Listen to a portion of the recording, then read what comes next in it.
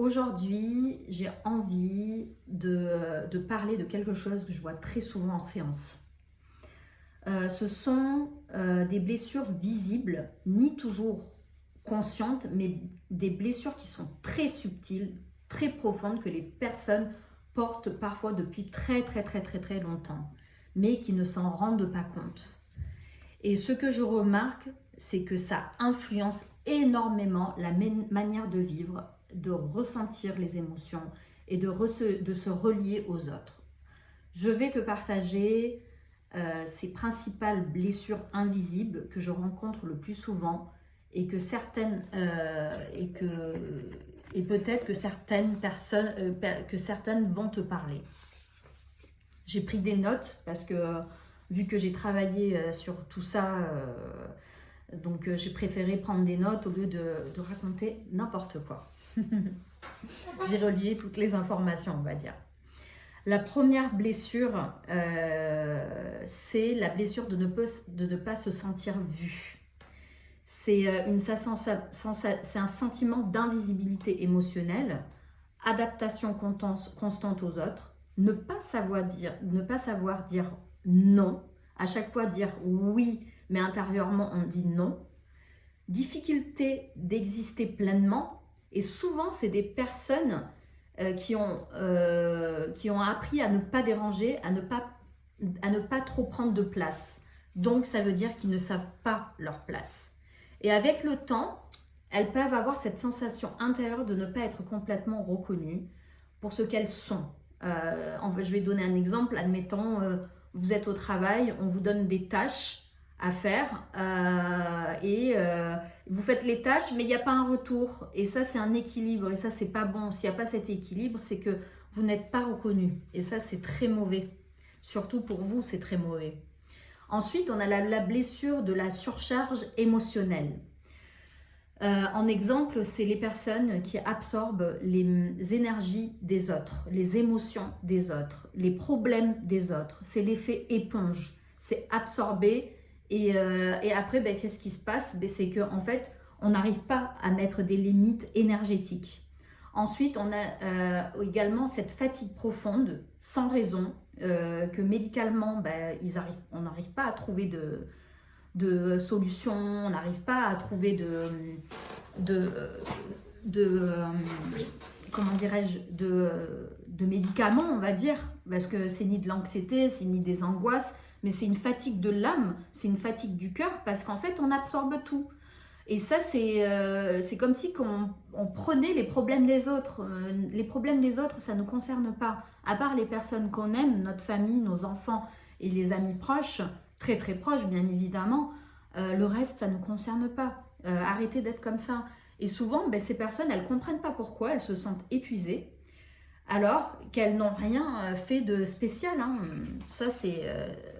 Ça, il faut mettre des limites par rapport à ça.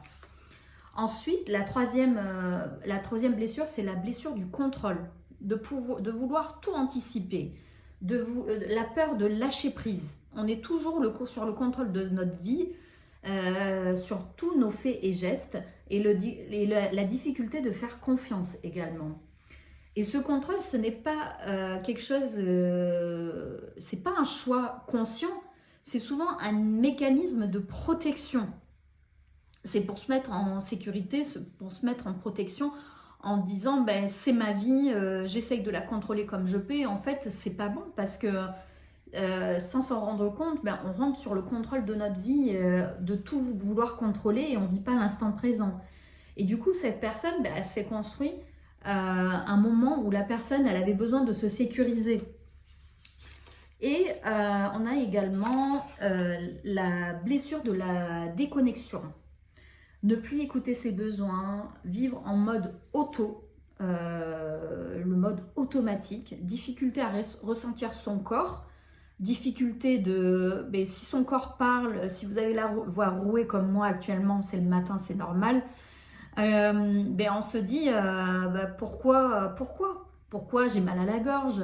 En fait, ce que vous comprenez pas, c'est que c'est les mots, les phrases, les émotions, les sentiments que vous n'arrivez pas à extérioriser, que vous avalez. Pourquoi vous avez mal à l'estomac? Mais c'est les émotions, les angoisses que vous avez gardées tant d'années, l'angoisse l'angoisse de la dépendance affective, de vous sentir seul, l'angoisse l'angoisse de manquer de quelque chose, l'angoisse de perdre son travail, enfin l'angoisse de la maladie, admettons. Et c'est comme si qu'à un moment, cette personne, ben, elle s'est éloignée d'elle-même pour pouvoir continuer à avancer. Et parfois, elle ne sait même plus vraiment ce qui est juste pour elle. Et moi, quand j'observe toutes ces blessures régulièrement en séance, ben, ce que je veux dire, c'est qu'elles définissent pas une personne, ça peut définir plusieurs personnes. Ça remet en question, il faut que vous vous remettiez en question en disant, est-ce que j'ai ces blessures-là? Et ça, c'est des empreintes des expériences, c'est des protections qu'on s'est mis inconsciemment, mais elles ne sont pas fatales. Ça, il faut le savoir, elles ne sont pas fatales. Le signe qui fait que le simple fait de se reconnaître dans toutes les blessures que j'ai citées, ben, au moins c'est un premier pas important que tu fais pour toi.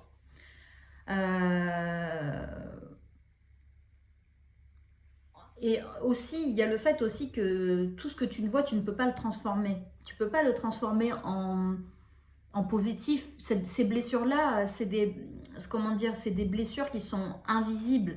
C'est des blessures que toi, tu as imposées à toi sans le vouloir parce que tu pensais faire bien pour toi. Mais en fait, tu ne fais pas bien pour toi. C'est que tu n'es pas aligné avec toi-même. Et voilà, enfin, si ces blessures, elles résonnent, ce n'est pas un hasard. C'est pas un hasard. C'est peut-être simplement une invitation à dire stop. C'est peut-être ton âme, ton cœur, ton esprit qui parle en disant attention, c'est une alerte, c'est une lumière rouge en disant attention, alerte, il y a un danger. Donc il faut que doucement tu reviens à toi, que tu puisses analyser ça et dire que j'ai besoin d'aide. Donc si tu sens le besoin d'être accompagné pour ce processus de libération, moi je t'accompagne.